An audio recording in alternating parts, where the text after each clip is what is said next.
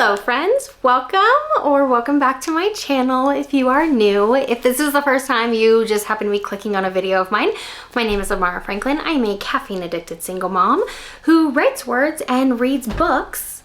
And I talk about that here on YouTube when I'm not chasing after my twins or stress eating Oreos in the laundry room. Although technically it's a laundry closet, but laundry room just sounds better.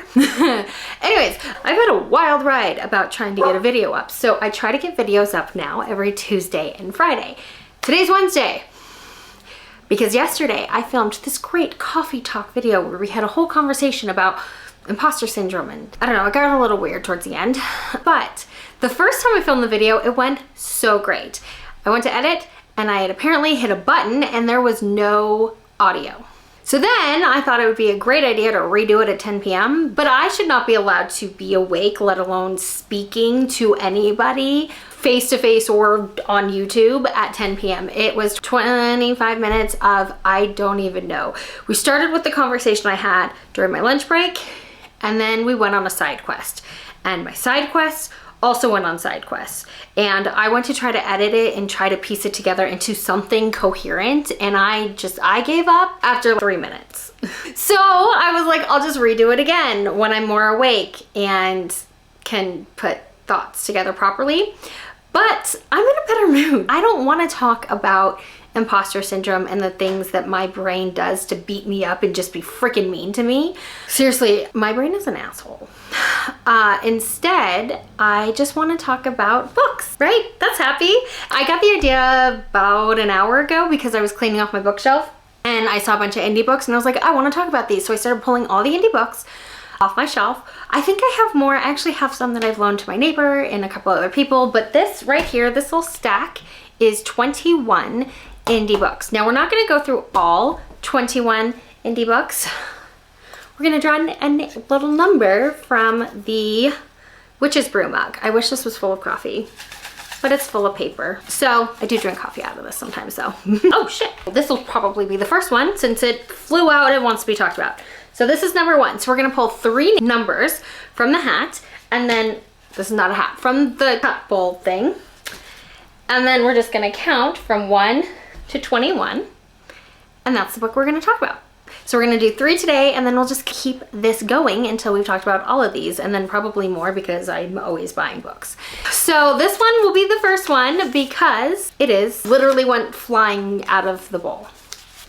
So it is 5. So this one's a little tricky because this is part of a series, but they don't go in order. So it is a standalone series. So really you can read these in any order. I don't know how many books there are. I have to look it up, honestly. I have the first 4 in the series. If you don't know, I used to have a book subscription box called the Indie Bookworm. It is still a website that I have and I'm working on continuing to update. Anyways, we used to actually sell books, and the first book in this series was one of the first books that we sold and sent out. And this is the 4th one in the series. It is Outrageously in Love by Jen Morris. I love her covers. They are so cute. They're all about love in the city is the name of, I think, well, that's the first book, but also this series. So I'm going to read the blurb to you now. So I keep my nose stuck in a book where things are safe. But after a night out with friends, it becomes painfully obvious that while I've lived a million lives between the pages, I've never had an adventure of my own. So when my sister asks me to fly to New York for her wedding, I decide to become Harriet 2.0, a bold, outgoing version of myself. Who knew this little experiment would initiate me into the Mile High Club? Ooh, spicy. Except Luke isn't just the tall, sexy stranger in the middle seat with a devastating smile and gorgeous forearms. He's here in New York, and he's totally off limits. When I learn that he's a gamer who gets all my nerdy references, I can't stay away, even if it might jeopardize my sister's wedding. With my time in New York running out, I find myself wanting to do the most outrageous thing of all, take a chance on love. So this is actually, I was wrong, this is the 3rd in the Love in the Cities series. It's really cute. Little game board. I love it. Okay, so that's the first one that we're going to talk about. All right, let's pull another. Also, I should introduce you to Stefan. He stole my glasses. This is Stefan. I know it's not Halloween. That might confuse you because it's March. He's our roommate. You might remember Steve. Steve is still here. Steve's body is just broken, so he's in the shed. His head is over there on the bookshelf though. But this is Stefan. He's our new friend, and he's gonna hold the ball for us. Book number 10. This is Love and Other Champagne Problems by Sarah Sutton. So this is her first adult romance. So she is well known here on Authortube for clean young adult romances. I love them. There's quite a few on the stack, but this was her first adult romance, and it's part of her, I don't remember what the name of the series is. This is signed because she did this cute little book box, and this was a special edition cover. She's an ice queen who meets the only man who's ever been able to make her melt, but it's not her Prince Charming.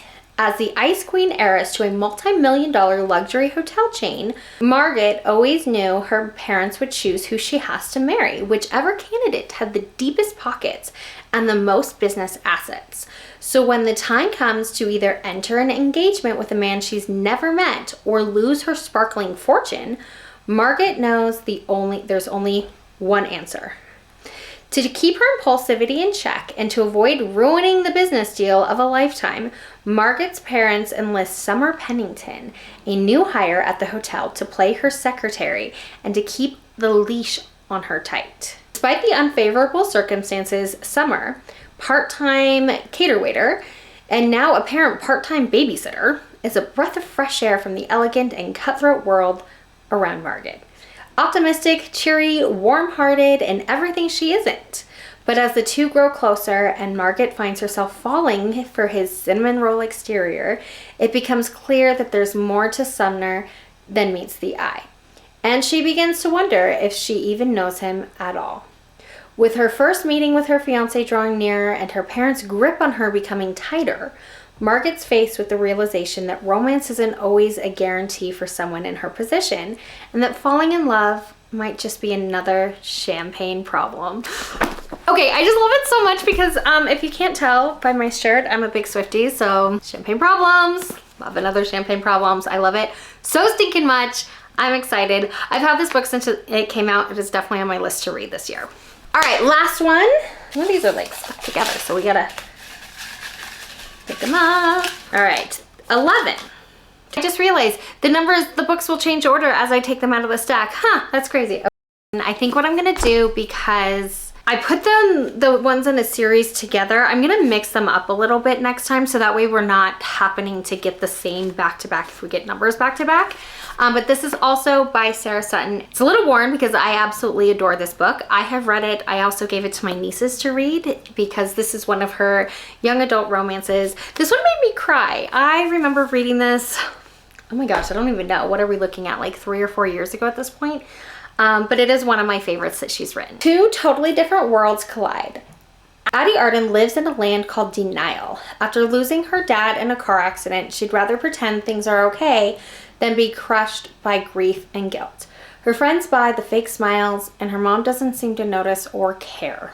And Addie is doing great until she's paired with Vincent Costello, the most intimidating senior at Greenville High, for a class project. Interview a random classmate and write a report on them. Should be easy, right? Not by a long shot. Because the car accident that killed Addie's dad, it left Vincent's father paralyzed. Talk about an awkward icebreaker. And as the two grow closer, can Addie face her grief and guilt head on and put the past behind her, or will she let it consume her and lose the guy who truly takes her breath away? This one is so good, you guys. I loved this book so much. So if you have not read it, this is definitely one you should pick up. Okay, so those are 3 indie books that I have that I am excited to share with you. 2 of them I have not read and 1 that I have, which is a great little mix. I also wanted to share 2 Authortubers that are new to me because I'm trying to branch out. I tend to watch the same content from the same creators because I love them.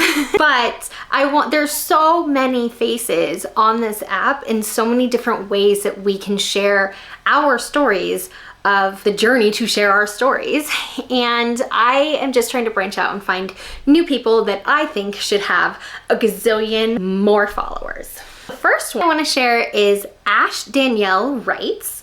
I believe that she writes like gothic fantasy, I believe. She just completed last month her first draft and she's working on completing her second draft now. She does very frequent updates. Right now she has 290 subscribers. I feel like she should have like a gazillion. But one of the things that I love is she does these really fun challenges where she really works to push herself. And I think that is so amazing. Plus her like desk setup is super cute. So you should definitely check out Ash Danielle Writes. And the next Authortuber that I wanted to share, it has a much bigger platform, but she is a new to me Authortuber and it's Taylor Ann Wright.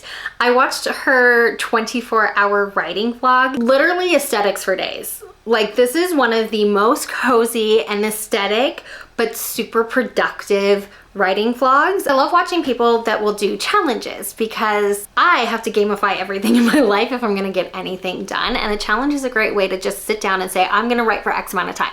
So she did a 24-hour writing vlog where she did break it up over the course of a few days, but she wrote for a total of 24 hours.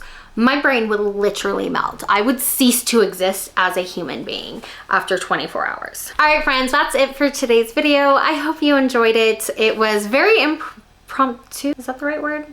As a writer, you would think I would know words. Anyways, it was random. I came up with it on the fly, but I really like doing it this way. We have many more books to go through in this stack. So this is gonna be a series. We're gonna continue until the stack is emptied. And then we'll probably just start over because I have a ton of books that we can go through. So we'll start with indie and then move on from there.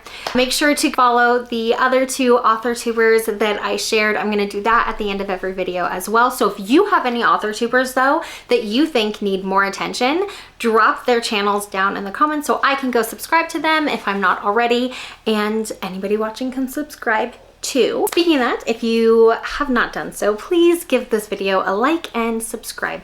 If you have not subscribed to my channel, I'm coming out with new content. It's supposed to be Tuesdays and Fridays.